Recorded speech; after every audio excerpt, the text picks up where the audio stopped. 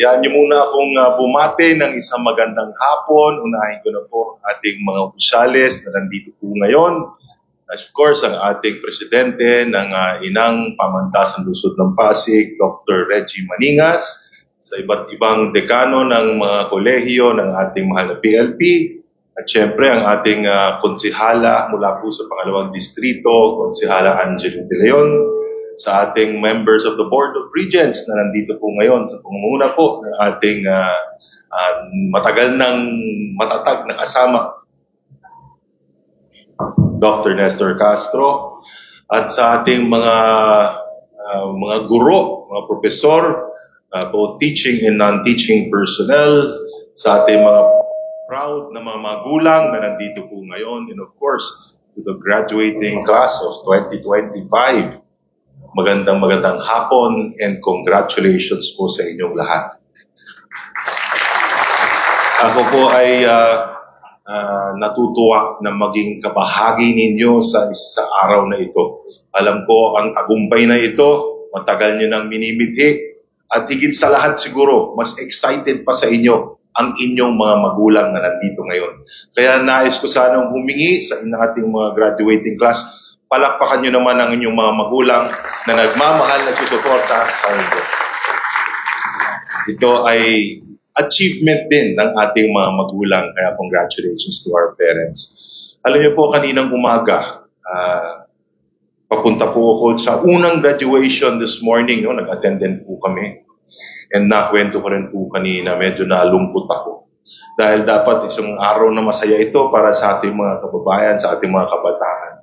Lalong-lalo na ang ating mga scholars na nag-graduate po ngayon sa kurso ng Computer Science at Information Technology. And of course, special mention yung ating mga balik-aral, no? Yung mga estudyante, 15 po sila. Palakpakan naman natin silang lahat. Congratulations din. But again, may balik ko sa aking kwento. This morning po ako ipapunta sa graduation ng ating mga teachers naman, education degree graduates. I was scrolling through yung aking Instagram, naghahanap po ako ng mga balita, ano nangyayari. I came across itong isang reel, no? Na merong isang kabataan na nagtatanong sa kanyang kapwa kabataan kung handa ba kayong mamatay para sa bayan? Kung ipaglalaban nyo ba ang ating bayang Pilipinas?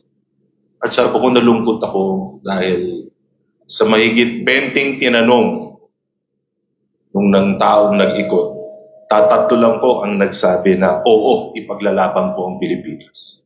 Oo, proud Pilipino ako. Ang sagot ng ibang kabataan, hindi no. Yung iba meron pang mga kasamang salita na hindi ko pwede banggitin dito sa mikropono.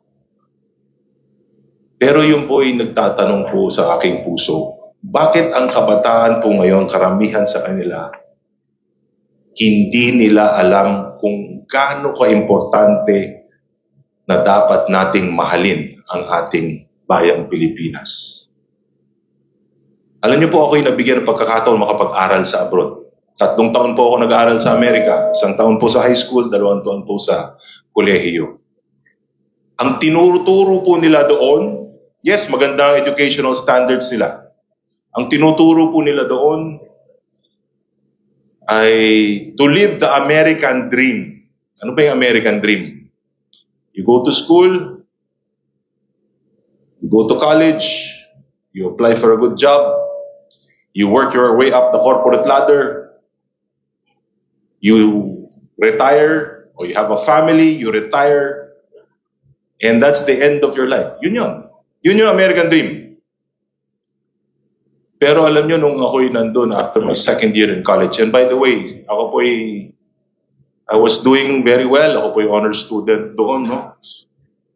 That I called my parents, tinawagan ko yung aking mga magulang, sabi ko, Ma, Pa, alam nyo, papasalamat ako na binigyan nyo ang pagkakataon makapag-aral sa abroad. Pero pagkatapos ng 2 taong pag-aaral ko dito, kailangan kong umuwing Pilipinas.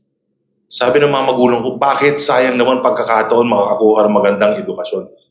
Sabi ko, ibang training dito. Ang training dito, paano maging Amerikano? Paano mahalin ang Amerika? Paano mahalin ang kanilang bayan? Sabi ko, Pilipino ako. Kailangan kong umuwi, dyan ako magtatapos. I came home. And God had other plans for me. Siguro kung tinuloy ko yung education ko sa Amerika, baka nandun na ako sa corporate ladder ng Amerika. Baka doon na ako nagkaroon ng magandang kinabukasan. Pero ang sabi ko sa sarili ko, nung bata pa ako, ang turo ng aking ama, kung ano ang meron pamilya namin, yan po ay galing sa mga pagmamahal ng Pilipino sa Kanya. Doon po sa hindi nakakaalam, lalo na yung ating mga kabataan dito, ang tatay ko po, si Robert Jaworski Sr., siya po yung kinaguriang living legend ng basketball. No? So naging basketball icon siya from the 70s all the way up to the 90s. He retired at the age 52. So siya ang naging muka ng basketball dito sa Pilipinas. At naging maganda at maayos po ang buhay ng aming pamilya dahil po dyan sa basketball at sa pagmamahal ng Pilipino sa kanya. So sabi niya sa akin noon, tandaan mo na kailangan ibalik mo sa taong bayan ang pagmamahal na binigay nila sa pamilya natin. This is the reason why I'm in public service.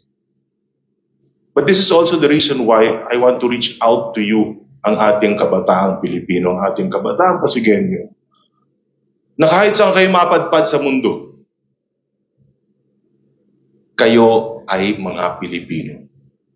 Kahit saan kayo mapunta, yes, there will be opportunities waiting for you in the field of computer science and information technology. I'm sure doors will open up, especially to those na gustong ipagpatuloy ang kanilang pag-aaral.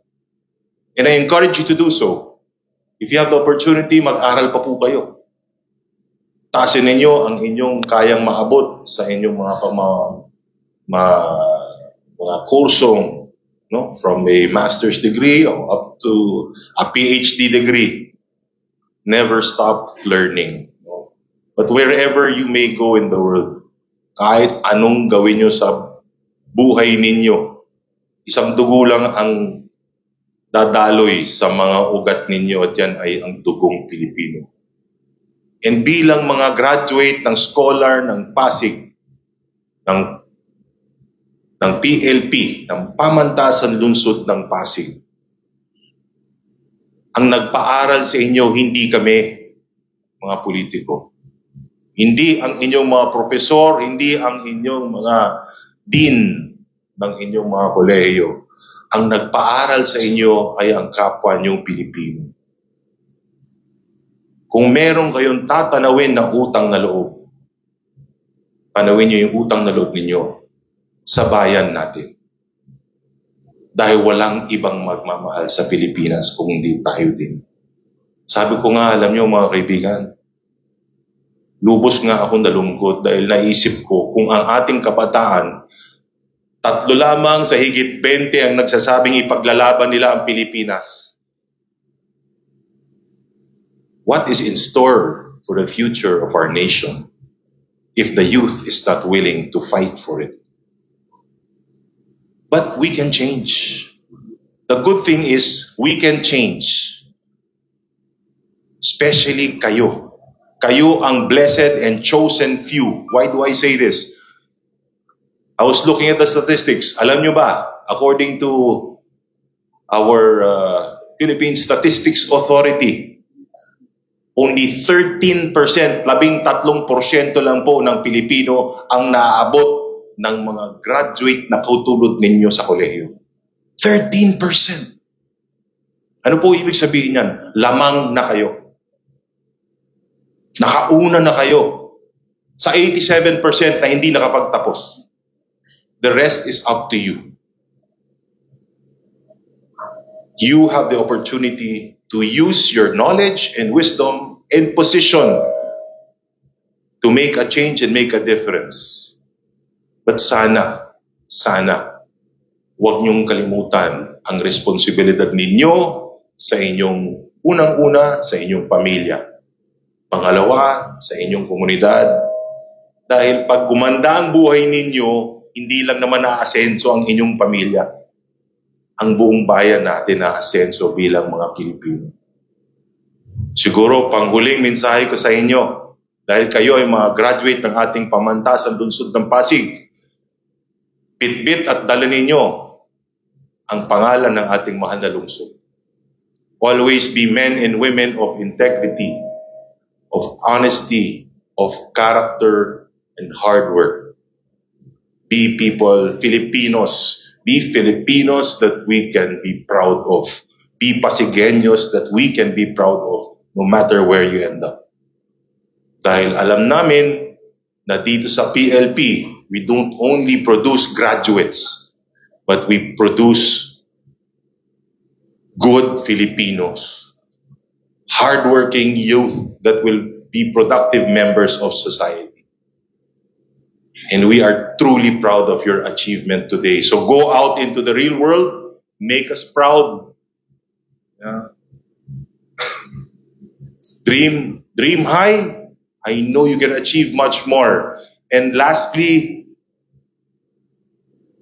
huwag nyo gawing sentro ng inyong pangarap ang maging mayaman. Don't chase material wealth. Sabi nga nila, di ba? Yung previous generation, nakalimutan po natin. Tinuruan natin ang ating mga anak na dapat magtrabaho kayo, mag-aral kayo para maging mayaman. Hindi po yun. Ang dami kong kilalang mayaman, hindi po masaya. Hindi po sila kontento sa buhay. Live your life with your passion. Live your life to be happy. And most of all, live your life not only for yourselves, but to make this world a better place. Make us proud, Pasigueños. Make us proud, Filipinos. Congratulations. Mabuhay po kayo lahat.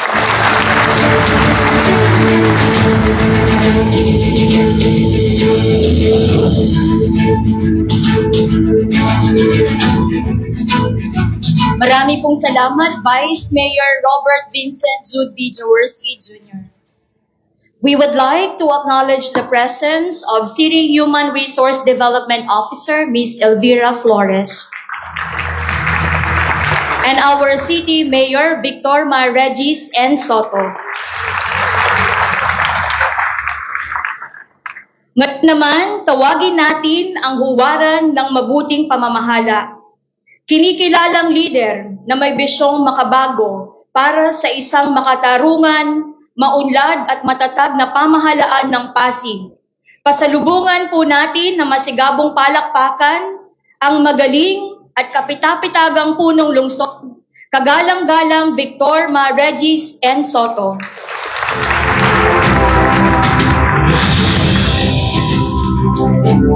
Magandang taas ng microphone pag si Vice Dodot nagsasalita. No? Magandang hapon sa bawat isa. Nasaan po ang mga graduate natin ng BS Computer Science? Ang tahimik nyo naman, konting ingay naman. Congratulations po sa inyo. Nasaan naman po ang mga graduate natin ng BS Information Technology?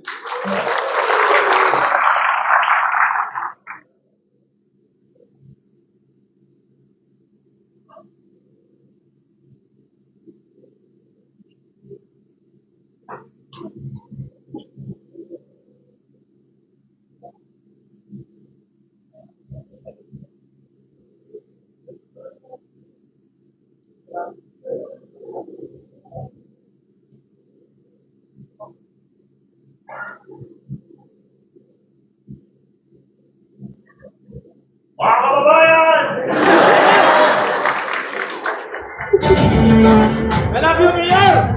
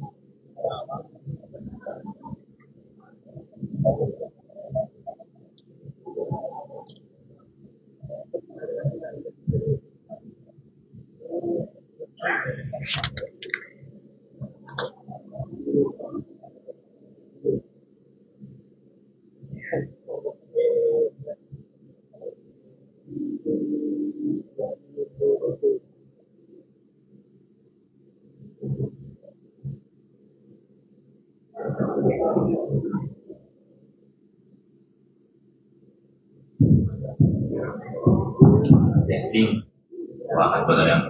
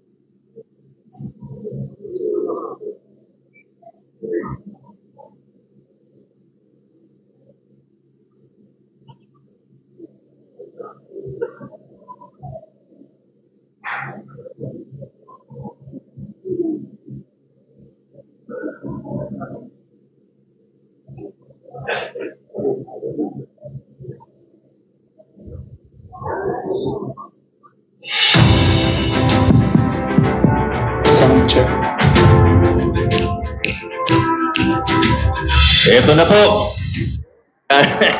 Ang ating sound system. Maraming salamat po sa inyo. Kalimutan ko na kung anong sasabihin ko.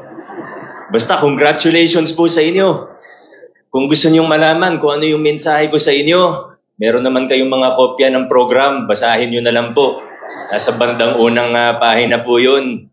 Huwag kayong mag-alala. Kami po talaga nagsulat noon at hindi po ChatGPT.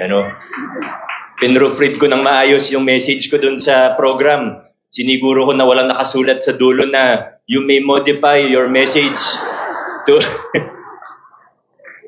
Alam nyo, kayo po bilang mga Comsci IT students, siguro naman hindi ako magkakamali sa aking assumption na kayo po ay kasama dun sa pinaka-updated pagdating sa mga development, sa teknolohiya, sa mga computer, sa artificial intelligence. At kung kayo po ay tunay na updated, alam nyo po na yung mga nakikita natin sa ChatGPT, Gemini, mga kung ano-anong app na madadownload sa Play Store, sa Apple Store, yung mga pinagkikis yung mga picture, alam nyo, alos wala pa yan. Kumbaga sa tip of the iceberg pa lang yan. Diyan sa makikita natin sa susunod na mga taon, kundi baka sa susunod na mga buwan lamang makikita natin. Ngayon pa lang, araw-araw may bagong development, may bagong capability, may bagong teknolohiya, may bagong nangyari, may bagong kaganapan. Yung mga nakikita natin ngayon, talagang makikita natin sa hinaharap, near future, talagang magbabago ang mga buhay ng bawat isa sa atin. Magbabago ang mundo. Yung nakikita natin ngayon, wala pa yan, umpisa pa lang yan. Hindi pa natin nga masyado na pag-uusapan yung AGI. Hindi pa natin masyadong na pag-uusapan yung quantum computing. Pagdating sa quantum, pag-uusapan na yung quantum supremacy, wala, magbabago talaga ang buhay natin sa ayaw at sa gusto natin. Kayo po bilang Comsci, bilang IT graduates, napaka-importante na bukod sa maging updated tayo, ay patuloy tayong matuto kung paano tayo mag-a-adapt sa buhay. Na paano tayo pag may bagong dumating, may bagong hamon, bagong teknolohiya, bagong problema, bagong oportunidad, dapat tayo yung mauuna. Kailangan tayo yung mauna. Kung hindi tayo mauna, tayo yung mahuhuli. Maiiwan tayo. At marami akong gustong sabihin, sa totoo lang, pero di naman ako yung commencement speaker ngayon. At mahaba na rin yung oras na nakuha ng sound system natin. Pero yun lang po talaga maganda yung mensahe sa atin ng ating Vice Mayor. Hindi ko na nabati lahat dahil nagkagulo-gulo na po tayo. Pero napakaganda ng mensahe sa atin ng ating Vice Mayor Dodot. Sana di lang sa narinig natin ang mensahe niya, kundi sana talagang sinapuso natin yung pagmamahal, yung mensahe niya tungkol sa pagmamahal sa ating bayan. Sino pa bang magmamahal sa Pilipinas kundi tayong mga Pilipino? Pero bukod po rito, sana, again, bilang Comsci, bilang IT students, ay tayo po ay mangunguna sa mga darating na pagbabago, panibagong hamon sa ating buhay at sa maging sa buong mundo. Bago po lahat, nais ko ring pasalamatan ang mga tumulong sa atin para makarating tayo dito. Wala pong nakarating dito na mag-isa lamang. Siyempre, nandyan po, una sa lahat, ang inyong mga magulang, sa mga parents, guardians, lolo, lola, mga kapatid, iba pang kamag-anak, maraming salamat sa inyo. Congratulations din po sa inyo. Sa mga guro, mga faculty, non-teaching staff, sa ating school officials, sa pangunan ni Pres Maningas, sa ating mga dean, again, to our faculty and staff, at sa lahat po, kasama syempre ang ating Board of Regents, kasama ang ating lokal na pamahalaan, ang ating City Council, at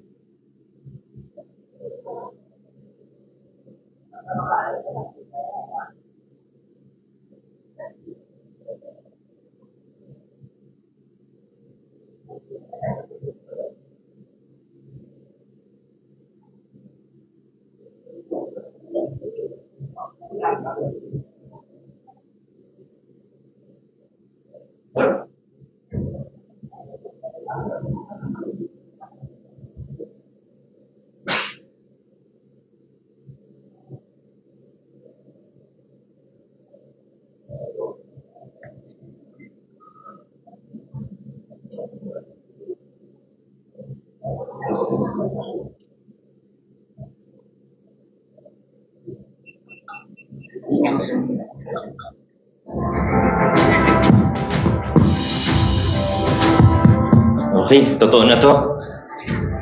Yan na yung senyales na basahin nyo na nga lang talaga yung mensahe ko. Okay na yun. Maraming salamat sa inyong lahat. Pres Reggie, di naman kayo nagre-request ng bagong sound system Ba't ano nangyayari? Pero sana pagkatapos ko, dire-diretso na. Hindi na tayo magkaroon ng kahit anong aberya. At muli po sa class of 2025, congratulations. At sana, anumang ng technical difficulty na dumating sa ating mga buhay, ay patuloy kayong magpursige tungo sa tagumpay ng inyong mga buhay. Congratulations! God bless sa inyong lahat.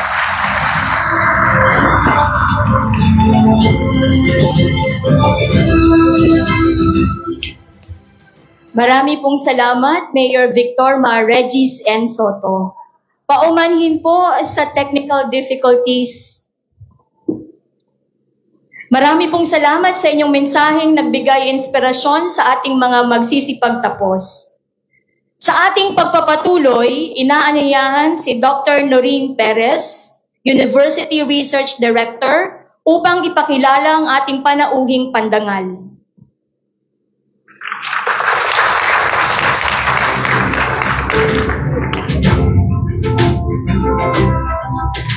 Magandang araw po sa ating lahat. Isang karangalan ang ipakilala sa inyo ang ating tagapagsalita sa hapong ito. Siya ay isang huwarang pinuno na may matibay na kombinasyon ng talino sa negosyo.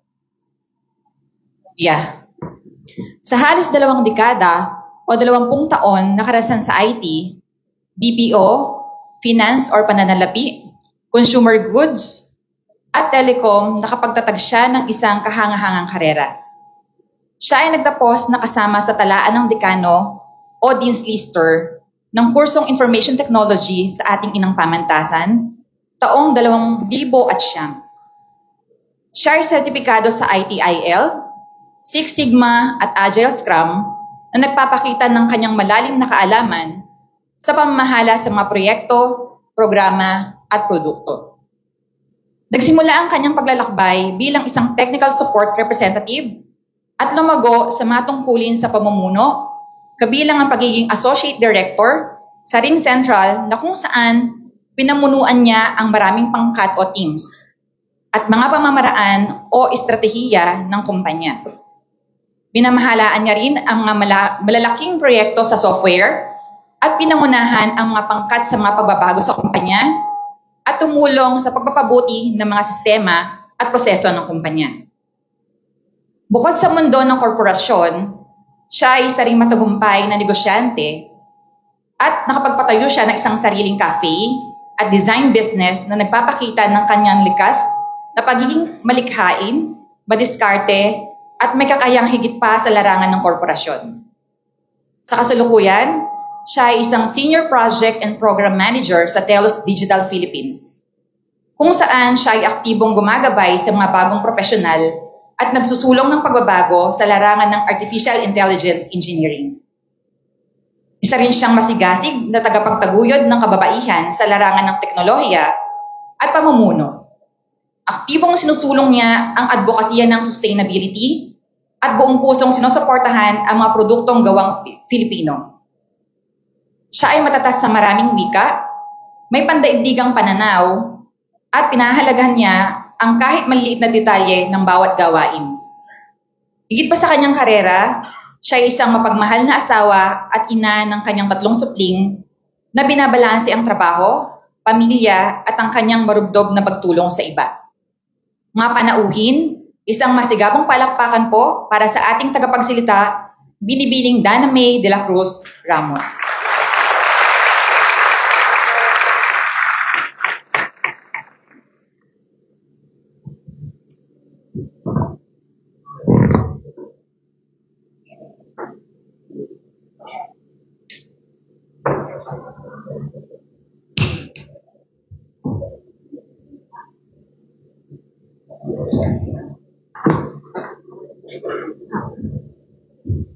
Medyo mataas po nung si Mayor. Yan, salamat po. Maraming salamat po, Binibining Narina Arcangel. Hala, hindi ko sinasadya. Accidents happen. Oops, I did it again. Ika nga ng isang kilalang woman icon, si Britney Spears. Pero hindi siya yung pag-uusapan natin today. Habang tumatanda ako, mas lalo akong napapaisip that nothing in this life is an actual accident. Lahat ng nararanasan, ginagawa, naiisip at napagdedesisyonan natin ay parte ng buhay natin na kumukumpleto sa ating buong human experience. When I enrolled here back in 2005, I chose information technology, thinking dahil sa word na information. Medyo mababaw. Pero ang gusto ko kasi talaga noon na kurso ay mass communications. Ang layo, di ba? But here we are. Here are all of you and here I am. The naive, math-hating girl in me chose information technology thinking na makakaiwas ako sa math. Pero as you all know, halos lahat ng subjects natin, di ba? May math. Dito sa IT department, so yay! Regardless of my love-hate relationship with math, nandito ako ngayon. Grateful to be given the opportunity to take part of this momentous event for all of us. At dahil dyan, gusto kong batiin ng lahat ng magandang araw. Sa ating mahal na Pasig City Mayor, Honorable Victor Mareyes Soto, Vice Mayor Dodot Jaworski, to the Board of Regents, University President Dr. Glicerio Maniasat, sa mga namumuno ng ating paaralan, ating mga guro, mga mahal sa buhay, sa mga staff at sa lahat ng bumubuo ng ating pamantasan. At higit sa lahat, sa inyong magsisipagtapos, congratulations. But, let's be honest, I won't be able to give you a hack to navigate your way through this world. Kasi alam mo naman natin na halos lahat tayo ngayon, ang hilig natin sa life hack, yung madadali, diskarte. Pero gaya nga ng sabi ko kanina, naniniwala na ako ngayon as a 36 years old woman na nothing in this life is an accident. So, why not let's use that biggest twist sa buhay ko, math, at i-apply natin siya sa buhay natin today. Pwede bang tulungan niyo ako? Okay. How about, since math nga ang halos lahat ng subject natin, can anyone give me the square root of 36? Galing, ang bibilis sumagot. For sure, proud of mga prof niyo sa inyo. And because of that, here are my top 6 life learnings that I would like to share with all of you. Una, be ruthless about your principles. Sa bawat araw, natatahakin nyo ang buhay nyo mula sa pagkakaupo nyo sa mga silya nyo ngayon, sa pakikipagtagisan ng galing sa trabaho, sa ibang bansa man yan o dito, maging hanggang sa pagbuo nyo ng kanya-kanya nyong pamilya o relasyon. Ang prinsipyo nyo sa buhay ang isa sa magdidikta kung ang bawat hakbang na ginagawa nyo ay patungo sa tuwid at tamang landas.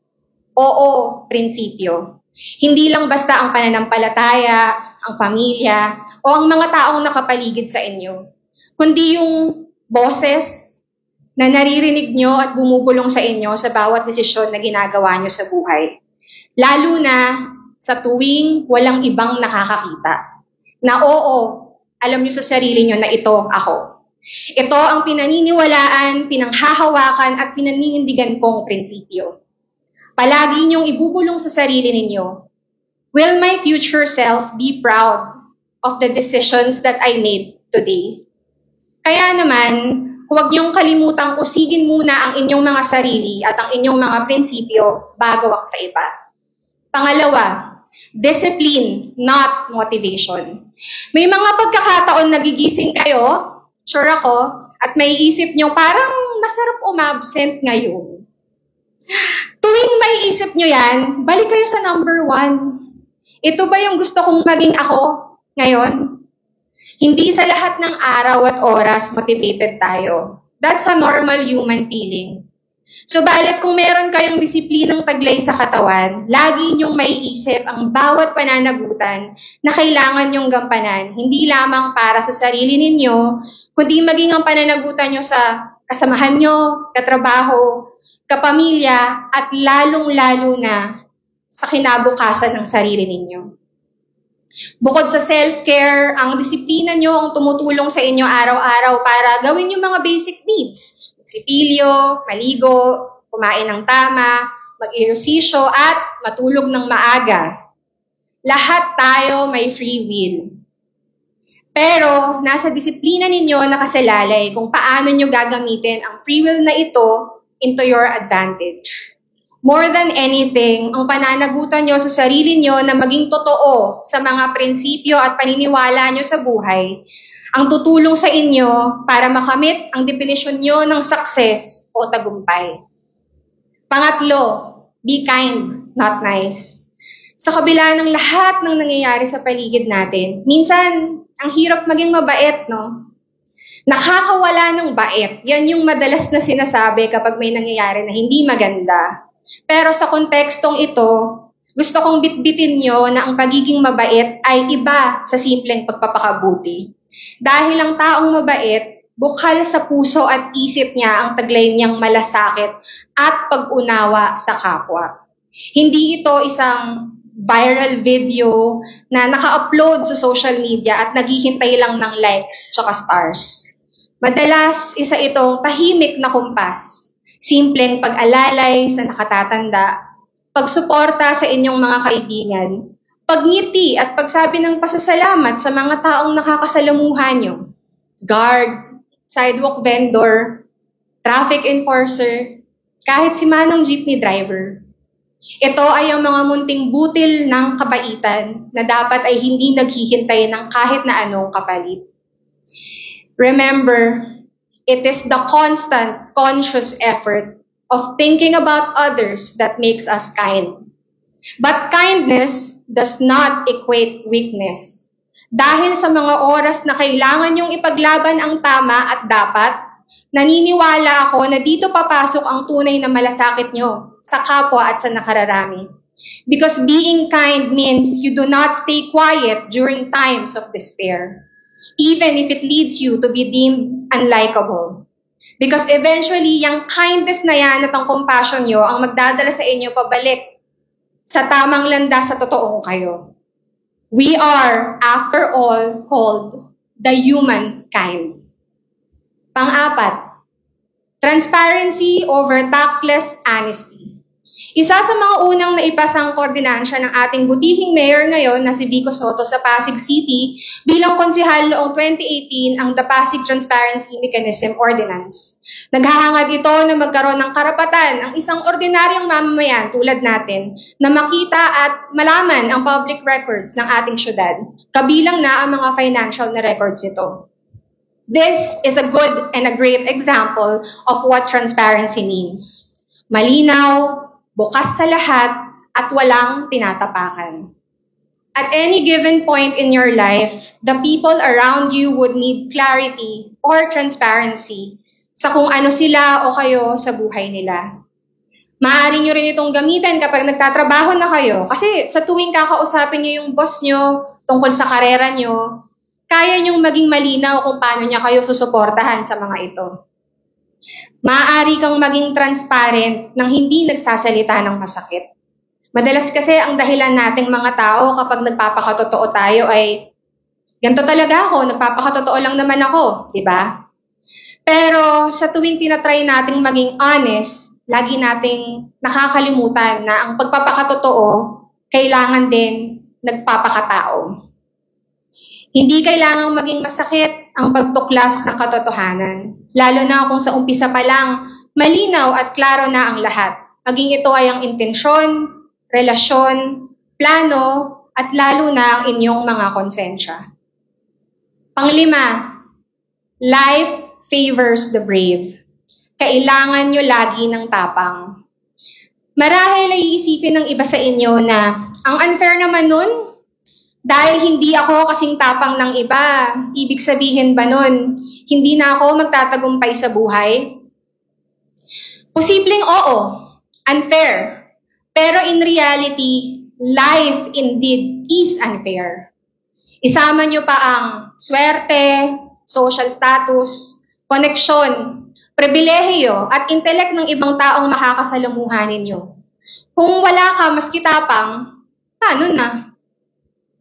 Hindi ko sinasabing makipagbakbakan ka o sumaba ka sa away o gera. Ang lakas o tapang na tinutukoy ko ay yung klase na magagamit nyo sa tuwing hindi kayo itatrato ng mabuti ng tadhana. Dahil may mga oras na talagang hindi ito aayon sa inyo. Ang tapang na ito ang siyang babahunin nyo upang sa lahat ng bagay na uumpisahan at tatapusin nyo, alam nyo sa sarili nyo na ginawa nyo ang lahat sa abot ng inyong makakaya. Ang tapang na ito ang aalalay sa inyo upang manatiling matatag kayo sa kabila ng lahat. At sa mga oras na lugmok kayo sa mga dagok ng buhay, o di naman ay nabigyan ng mga oportunidad na ni minsan hindi nyo naisip na makakaya nyo, kailangan nyo ng sapat na tapang para sumagot ng, oo, mahirap, pero kaya ko. Ako na to. At pang-anim, happiness is a byproduct, not the goal. Hindi goal or dream ang maging masaya. Isa ito sa mga resulta ng bawat tama at maling ginawa o desisyon nyo sa buhay. Maaring sa mata ng iba, nasa iyo na ang lahat, pero sa tuwing mag-isa ka, paano mo masasabi na totoo kang masaya? Ang pagiging masaya kasi ay resulta ng lahat ng ups and downs ng buhay natin. That despite the obstacles, you are happy. Halimbawa, nung natapos niyo yung thesis niyo, di ba? O ngayon mismo, nung matatapos kayo bilang kolehiyo, masaya ba kayo? Sa lahat ng sumagot ng oo, dito niyo may isip na masaya kayo, di ba? Sa kabila ng lahat ng puyat, luha, dugo, minsan nakikipagtalo pa kayo sa mga ka-thesis mate nyo. Sa kabila ng lahat ng pinagdaanan nyo na yan para sa makarating sa yugtong ito ng buhay nyo, masaya kayo. Ang mga guro, mga magulang nyo, mga mahal nyo sa buhay, palimgurado, masaya din sila para sa inyo. Masaya dahil nagbunga ang lahat ng mga sakripisyo nila para tulungan at gabayan kayong marating ang oras na ito. Kaya naman, sana tandaan nyo na huwag nyong habulin ang ligaya. Bagkos ay bumuo kayo ng mga maliliit na pangarap na siya namang tutupad ng mas malalaki niyo pang mga hangarin sa buhay. Pagkatapos, unti-unti, step by the step, ika nga, pag sumikapan niyong abutin ang lahat ng ito, bit-bit ang pananagutan sa inyong mga prinsipyo, disiplina sa sarili, tunay na kabaitan at malasakit sa kapwa, ang paghawak sa katotohanan, at lakas sa tapang na harapin ang anumang alon na ihampas sa inyo ng buhay. Dahil, gaya nga ng sabi ko kanina, hindi aksidente na nandito kayong lahat, na nandito tayo. At higit sa lahat, wala naman talagang hacks ang buhay. Maraming salamat sa pagpapahiram ng inyong mga tenga. Magandang araw sa ating lahat. Mabuhay tayong lahat.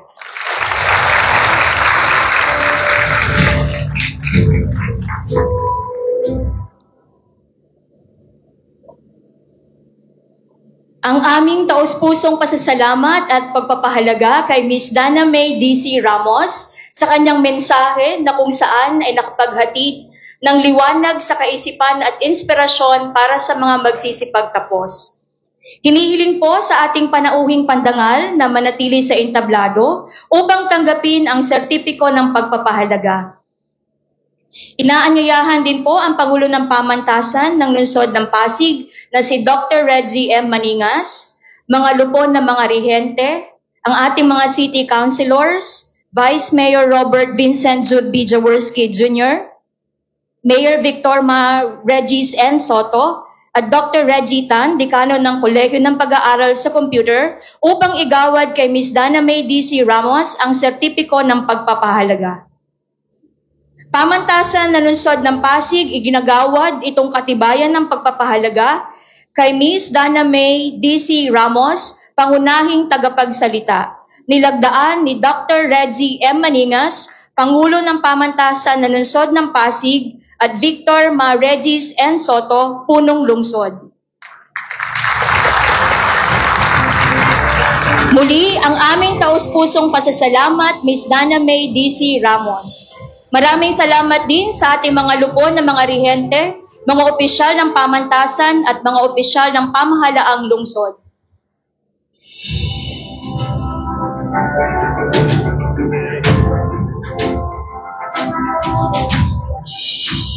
Dadako na po tayo sa pagpapakilala ng mga magsisipagtapos. Tinatawagan po ang tagapagtala ng universidad na si Ginoong Federico G. Nueva upang ipakilala ang mga magsisipagtapos.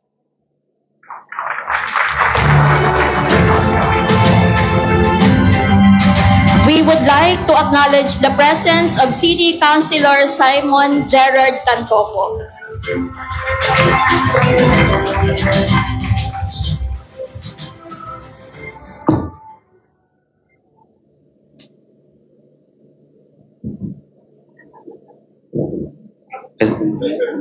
Kagalang-galang na Pangulo ng Inang Pamantasan, Dr. Glicerio M. Maningas, pamamagitan ng mga